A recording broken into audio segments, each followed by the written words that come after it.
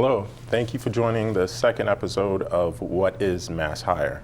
My name is Will Edmond. I'm the Deputy Executive Director at MassHire Greater New Bedford Workforce Board, and I'm happy to be your host today. The purpose of this show is simple yet important. What we want to do is ensure that the members of the community are aware of the services that are provided at MassHire. Whether you're a job seeker, a student looking to plan for the future, a veteran, or even an employer, we're here to support you. Our first episode was hosted by our Executive Director and CEO, Mike Santos. And during that episode, he covered our apprenticeship program, our youth services programs, and our business services team. So the focus of this episode is we're going to cover the Career Center as a whole. We're going to cover our healthcare training program and our veteran support team. With that being said, the goal and the idea is to pull back the curtain and give you an idea of what it is that we do, how we go about doing it, and how it all comes together to service you. With that being said, I'd like to introduce my first guest, Jackie. Jackie, welcome. Hi. Hi, would you like to introduce yourself? Sure, my name's Jacqueline Sylvia. You can call me Jackie. I am the Communications Director, but more importantly, I'm also the Regional Healthcare Sector Director for MassHire Southeast Region 6. Mm-hmm. Now, with regard to the healthcare programs, CNA and phlebotomy, can you give our viewers an idea of what that's like?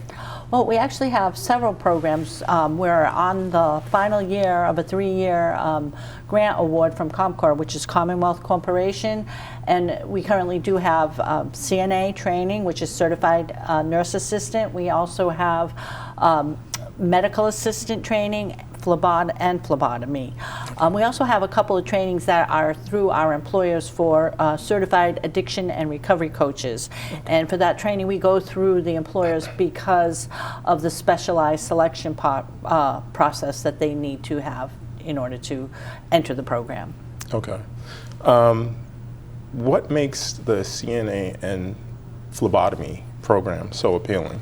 Well, our grants funding requires that we utilize underemployed, meaning a lower income population, or unemployed individuals.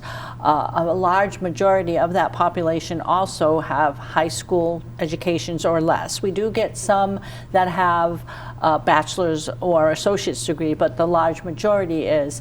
And by selecting programs that are entry level, such as CNA, medical assistant, or phlebotomy, it allows somebody who with just a high school diploma or even less, in the cases of CNA, enter into a healthcare profession and setting. And also the other advantage of these programs are not just an end point, they're a starting point, because when people enter these programs, for example, CNA, they have options to further their career, such as a lot of the employers have CNA to LPN nursing or even RN, and they have tuition reimbursement or their own in-house programs. We work very closely with employers, and we recently had a job fair, and I had a conversation with a few of the employers, and now, given the situation after COVID and the shortage, CNAs also are branching out, where we have hospitals who have an occupation called patient care tech. That's an emerging occupation, and there really isn't a nationalized certification, so the hospitals are actually having CNAs come in, fill that role, and then upskilling them with what they need to know to work as a patient care tech.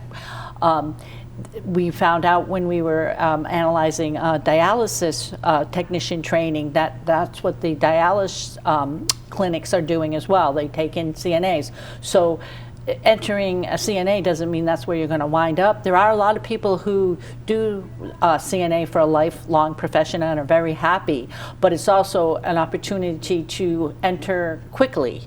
Within 5 to 6 weeks, they finish training and are certified to go into the profession. Same thing with medical assistant. With medical assistant, the opportunity is dual because it exposes the person to the administrative documentation part of the profession, and they may choose to go into medical administration, or they might find the clinical part appealing and enter into nursing or some other clinical profession. So it's really a stepping point, not an end point. Same thing with phlebotomy. They can move into lab technician and lab sciences. So that's why we take care in choosing those type of professions. Okay. So the grants that you work on, basically what I'm getting from it is you're helping people who may have barriers get a leg up and, Yes. and get Very much into so. the industry. Very much so. Okay. Yeah, I've had a lot of students who felt it was life-changing for them, that they are now in a situation where they can take advantage of the small amount of time that they invested in our training programs and move on with their lives in a broader scope. Okay. So I just want to drill down into one just so that the people at home listening can get an idea of what that experience may look like for, let's say, CNA training. Like, how does that look from enrollment to kind of starting the course? Well, actually, we have 8 programs right now. A couple of them are finishing up, and we're searching for funding, but each program is very, very different in that not only do they have to be eligible for the grant funding, these schools that we place them in have requirements. So it actually, what I do at the board in my role is we start from the top down, and first we start with analyzing the labor market to make sure that the professions that we select do have jobs at the end of the training. Then we actually bring in the employers and speak with them. That's how I learned what I learned about the CNA pathways expanding. Once we do that, we bring in training providers and select training providers. Then we bring in the recruitment team, and then we end up with something that's called a SOP, Standard Operating Procedure, and that's the nuts and bolts of how, in my role, I can assist in making the entire experience as seamless as possible for the students, so that each program is different, and we have 4 different career centers as well that are recruiting these people that are operated by different management teams. So the experience may vary slightly depending on where you enter, but the operating procedure provides the team a blueprint of, okay, this person comes in, how do you assess them to see if they're actually qualified to enter the training? They may not be. They may need to take some remedial reading. They may need, so it's all in the blueprint. If they check the boxes, then we have to make sure that they qualify financially by the income requirements, which is unemployed or underemployed. Once that's done, then we have to look at the school. What does the school require, which might be a high school education, might be a 5th grade reading level in the case of CNAs, definitely immunizations and physicals and whatnot. So that is all in the SOP so that we know as they go through the process, it's as much of a consistent and uniform experience as possible. Once they're in the training, we even instruct our recruiters when they should check in on the students or with the school to make sure that they're progressing. With the CNA, it's a short, quick program, 5 weeks tops. So, check in maybe once while they're in the program. Then we have final instructions on getting the candidates, if they haven't already achieved employment, bring them back into the career center, perhaps maybe interviewed skills or resume writing. Then we have a business service team. So that's all in the blueprint in order to assure that we can be as consistent as possible, regardless of if it's CNA, phlebotomy, regardless if they enter through Bristol, which is Fall River's Career Center, or New Bedford. So that's what my role does to try and assist people through the system. Okay. So what it sounds to me is that each individual is supported throughout the process. As much as we possibly can, yes. Yeah. And we also utilize the career centers, and I'll let Rodney, when he comes on, speak more specific, but we utilize them as part of the grant because the grant only covers so much, and mostly it's the tuition and supplies like books or scrubs, and minimal support services, but the Career Center has access to other funding. So we like to go through the Career Centers so that should the client choose, they can pursue additional support, either monetary or maybe travel vouchers or whatever it might be, and that's part of our services. Okay. And I want to cover, I know in your introduction you wear many hats at the organization. You're also the Director of Communication. Can you explain a little bit about your role there? Well, actually, I came to the board as, my past life, I was a web designer and I had a marketing background. So I also support the board in, I maintain the website, I do the social media posting, I assist with flyers when needed, and I kind of do overall marketing plan for the board, which is great because it minimizes the cost involved in marketing, especially for the training programs. As I mentioned, the funding is quite tight and it's getting tighter in this current environment that we're in. So by having those skills, it's conducive to promoting the board, and it's also conducive to minimizing costs at the grant level. Okay. And so how do you see your role as communication director, but also managing the grants on the healthcare side? How do you see that work together? Well, I tend to be very methodical. I approach things step 1, steps 2, and step 3. So when I come into the workplace, I assess what deadlines there are as far as grant funding. I set priorities, and they kind of work together because when I have a program starting or the Career Center sends me something on a robotics course or whatnot, that's conducive. It's part of the grant, but it's also utilizing my skills to promote and further those initiatives. Okay.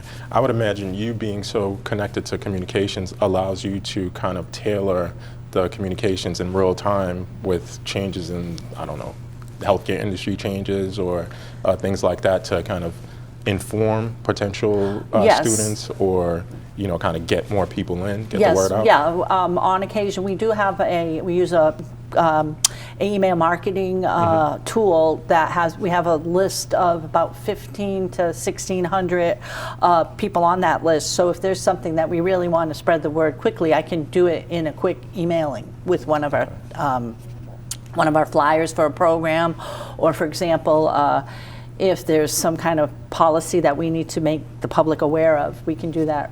I could, if you told me you needed something, if you had the content to me in an hour, I could get it out in about 15 minutes afterwards. Okay. So it's pretty quick and timely. Or, for example, we had some changes to a date on a particular program. I can pretty much make that change immediately as long as I'm informed and have the materials I need to do so. Okay. Well, I'd like to thank you for coming on. I appreciate your time and all the hard work that you do at MassHire.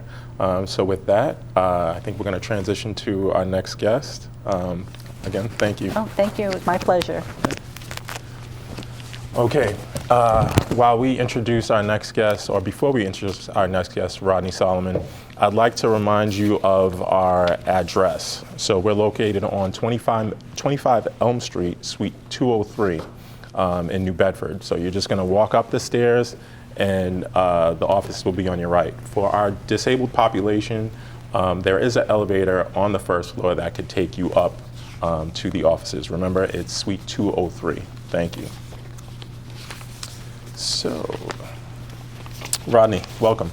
Thank you for having me. Rodney Solomon is the director of the Career Center. Can you give us an idea? Let us know a little bit about you and just give an idea of what goes on at the Career Center. Absolutely. My name is Rodney Solomon. I'm the director of the MassHire Greater New Bedford Career Center. Been with the organization about 3 years, been in workforce development for about 5, but really love the work that we're doing here in New Bedford. Okay. So can you give us an idea of what are some of the common reasons people come into the Career Center? Yeah, absolutely. I mean, people come in for lots of different reasons. To name a few, a lot of folks are coming in for trainings and job search assistance. As Jackie, the previous guest, alluded to, we have various training opportunities, healthcare, manufacturing. We also have a whole list of trainings that are approved by the state, where folks are eligible for certain types of services. They have access to that directory of trainings. You know, maybe you were recently let go from your job, and you know you don't necessarily need to skill up, but you need some job search assistance. You know, maybe you've had the job for 5 or 10 years, and you've been out of the game for a while. We have a dedicated business service team that will work with you one-on-one to support you in that job search assistance. You know, provide labor market information. They have direct connections with employers, so we often make referrals on a customer's behalf. You know, workshops, so folks can come in, maybe they haven't updated their resume in a while, we can do resume assistance, interview preparation assistance, you name it. Our doors are open for folks to come in for kind of whatever services they need in their career journey. Okay. Can you share with us a success story of someone who came into the Career Center? Absolutely. There's lots of successes to point to. If you're ever at the Career Center and you hear a ship bell ring, that means we just helped somebody get placed in employment. And it's a great feeling.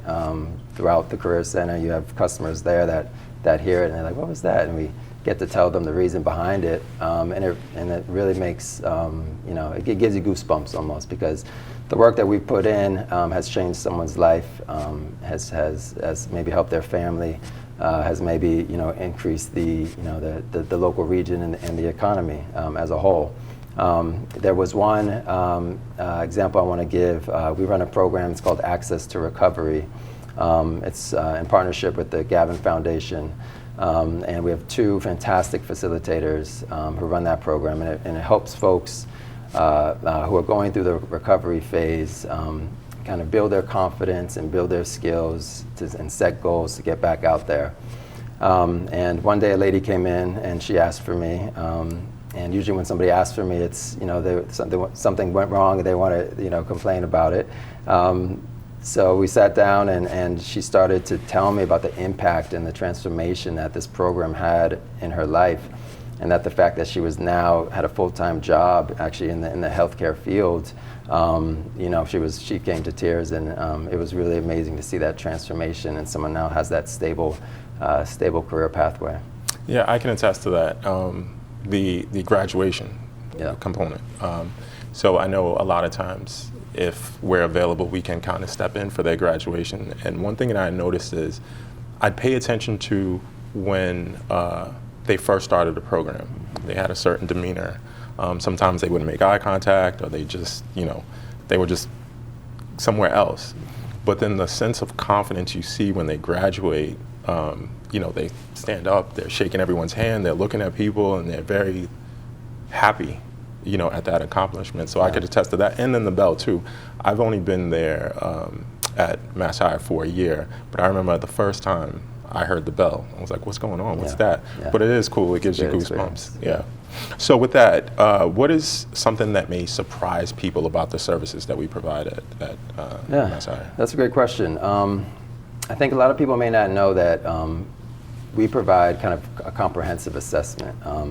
So we're really trying to understand, you know, who this person is that we're working with, who that customer is as an individual, you know, what barriers they might face, you know, what's their goal, and kind of how can we get them there. We're kind of looking at the whole person.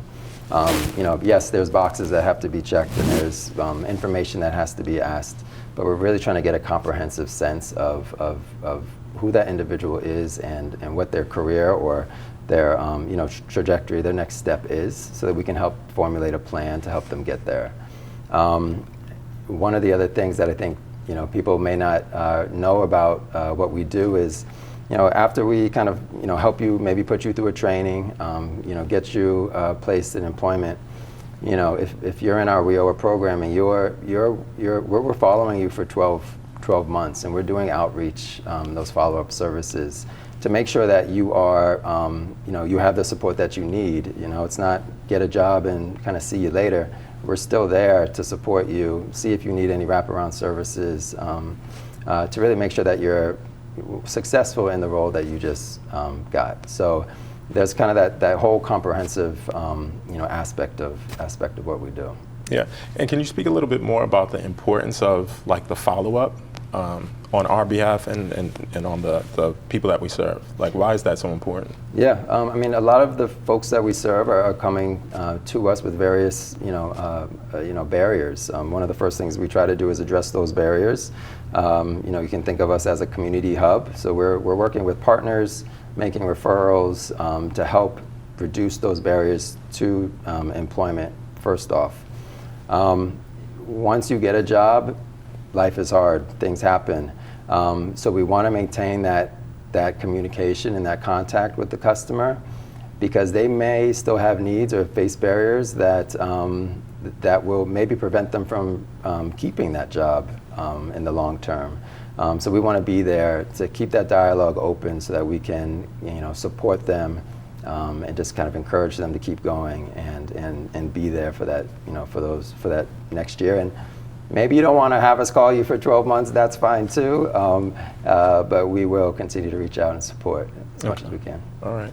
And now you brought up barriers. Like, what about someone who has, like, let's say, transportation barriers, childcare, or someone who really, for whatever circumstance, has limited work experience? How would we be able to help them? Yeah, I mean, first is that kind of assessment piece, identifying those barriers, right? One of the things I had mentioned is our relationship with partners. We're really central in the community. So we have connections with MassAbility, UMass, Dartmouth, the Bedford Public Schools, Immigrants Assistance Centers. So you name it, we're working to identify with that individual through the assessment process what those barriers are, and then working with our partners to make referrals to help reduce those barriers. If you are housing unstable, it's hard to look for a job and keep a job when you're worried about where you might be living. So we want to try to address those barriers up front, so that when it is time for that training opportunity or that job, that person is in the best place to be successful. One of the other things is we do offer financial assistance if you qualify under our WIOA programming, which stands for our Workforce Innovation and Opportunity Act. That's really our main bucket of funding, but we do offer $1,000 worth of support services that can be used towards a training activity and or job search assistance. And just to be super clear, that doesn't mean we write a check for $1,000. It means that you can use that, think of it as a bank, you can use those funds to help support a job search activity. Maybe you need interview clothes, maybe you need to get a haircut, get a fresh pair of shoes for the interview. Maybe a job is requiring tools or certain clothing. You can use that bank of funds to pay for those things. So there's some financial supports there as well to help reduce barriers. All right. So if anyone listening at home is stuck in their career or knows someone who is stuck in their career, what advice would you give them? Yeah, I mean, the best thing is to reach out. I think a lot of folks, as Jackie alluded to, there's also the underemployed threshold. So you might have a job and it might be full-time, but maybe the wage is not a living wage. And you feel stuck, come to the Career Center. Let's do some labor market information. Let's see where your skills are aligned with another opportunity that might provide a better wage. Maybe you needed some training in there to be able to bump you up to that other wage level. The first step is to have the conversation, come into the Career Center, and use the resources that we have there. Okay. And so this has come up a few times during our conversation, labor market information. Could you just describe that for the people that may not know what it is? Sure. Labor market information is basically a snapshot of the local economy or the national economy. But locally, we're looking at job opportunities. Where's the highest growth? What sectors? Healthcare, as Jackie mentioned, is a very high growth sector. What are some average wages? What are the skills that those occupations are requiring? So it really provides a comprehensive look at where we are as a region and where the opportunity is. Okay. And what about the relationship with employers? Do you have that relationship with employers? Absolutely. That's the other side of the coin is our work with employers. Building the capacity for employment opportunities starts with how our business service team is working with employers and doing outreach and maintaining those relationships. So, we host recruitment events on site. We just had one actually today that was very successful. Job seekers are coming to our center, and employers want to work with us because we have the demand and we have the job seekers available. And then there's all the skill and the upskilling that we do with those job seekers to get them ready for those roles. So yes, you can post on Indeed and obviously encourage all employers to do that. But having that relationship with the job seekers is really pivotal when you're looking for talent. All right, sounds good. Well, I'd like to thank you for your time, and I'm sure you gave everybody some great information and some tools to kind of help them with their career. Thank you. So again, I appreciate it. Thank you. Thank you. Rodney Solomon. So, as we transition to our next guest, I'd like to again thank Rodney for this information, but then I'd also like to reiterate that for anyone that wants to visit us, you can visit us at 25 Elm Street, Suite 203. Just walk up the stairs to the right. If you're disabled, you can use the elevator, which is located on the first floor. So with that, I'd like to introduce Matt Sutton. Matt? Thank you for joining us. Great to be here. And I'd like you to introduce yourself and let everybody know what your role is. Okay, so I'm Matt Sutton, and I am the Veterans Employment Representative with the Career Center. And essentially what I do is help veterans clear their barriers to employment. I have a pretty diverse background. I was second lieutenant and eventually a captain in the Army, and participated in Operation Desert Storm, and finished up my PhD in 2020. So I've kind of a jack of all trades. So I bring those skill sets to your Career Center. All right. Well, I should have started by this. Thank you for your service. No problem. All right. My pleasure and honor. So who are what type of veterans come to you, and what barriers do they have? So we're typically working with folks, all age groups, coming out of the sort of lower enlisted ranks, E1 to E4, just before making the NCO. That's not to say we don't get senior NCOs and officers, but predominantly that's the group. A lot of those folks struggle to find career focus. They're also facing myriad barriers to employment. We focus in our program on significant barriers, so mental health, physical health, financial, homelessness, and those sorts of things. So we deal with it all. So we have to be smart enough to know what's in our lane and when to make the proper referrals. Okay. So what would the typical experience be like? A veteran walks in, what can they expect? Okay. Above all, a good ear. I pride myself on my listening skills. Again, as a teacher and an officer and a parent, I think I'm a good listener, and I think that's essential in this job, to really listen deeply to what their needs and wants are, so that you can help them craft a career plan that's best for them, and that ultimately will help them obtain employment that fits in with their needs and their goals. Okay. So without naming names, can you give us an example of a positive outcome that happened with your interactions with a veteran?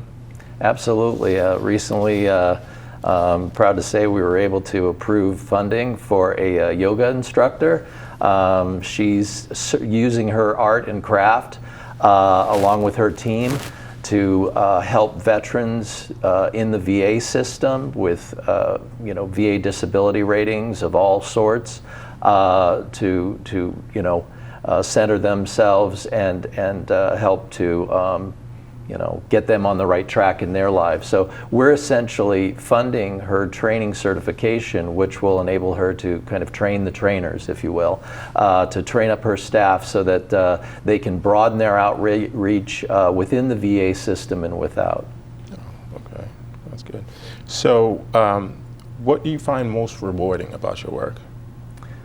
I think it's that sort of aha moment or moment of full connection with the veteran, where they understand, they're smiling, they understand that you've been listening to them, that you understand where they're coming from, that you've been where they've been perhaps and seen what they've seen, and that that's the point where they're really on board with not only participating in the creation of their career plan, but also following that career plan and following your guidance and the guidance of others. So they're open to new ideas, they're open to that sort of paradigm shift in their own lives. Okay, all right. So what's the biggest misconception do you think that veterans have about going to the Career Center and asking for help? I think we encounter some folks maybe who come in and think that this is another sort of government bureaucracy, a kind of uncaring institution that they're going to report to, and they're going to be processed much like their driver's license might be processed at a registry of motor vehicles. And it's always nice, pleasantly surprising them and showing them that the Career Center is comprised of folks within the veterans program and again without who care and who are willing to do comprehensive assessments, to think deeply about what problems they face to help them solve those problems, and who will follow up after them to make sure that they remain on track. Oh, okay, so that's a good point. So there is follow-up after. Absolutely. Okay. And does that have a time frame? Does it, are there any parameters around that? There are certainly rules for that, want to follow up once per month with them and so forth. But, I think ultimately we want to follow the job seekers, needs and wants in that department. Some people need more sort of back-end support than others, and we're there to provide it. It's the luxury of the program that I'm working in, is we work with fewer people, but in a very intensive way. Mm-hmm. So. Okay. And so you talked about those aha moments. I think, initially, like you said, there's some people that come in and they're expecting one thing, but then they transition after they get the service and they get to, interact with you. How long do you think it takes on average for someone to is it instantaneous? I just want to set the expectation for everyone to. How long does it take to have that sort of moment? Yeah. I think it can happen during the initial meeting. The key is, and I've called it a honeymoon phase. It is, but the speed at which it happens, it can happen very quickly. I think the key is, and the responsibility and onus is on me to follow that up. It's like, okay, we had that great moment. You're now open to growth. You're open to new ideas. You're ready, willing, and able to try these different approaches that we've suggested.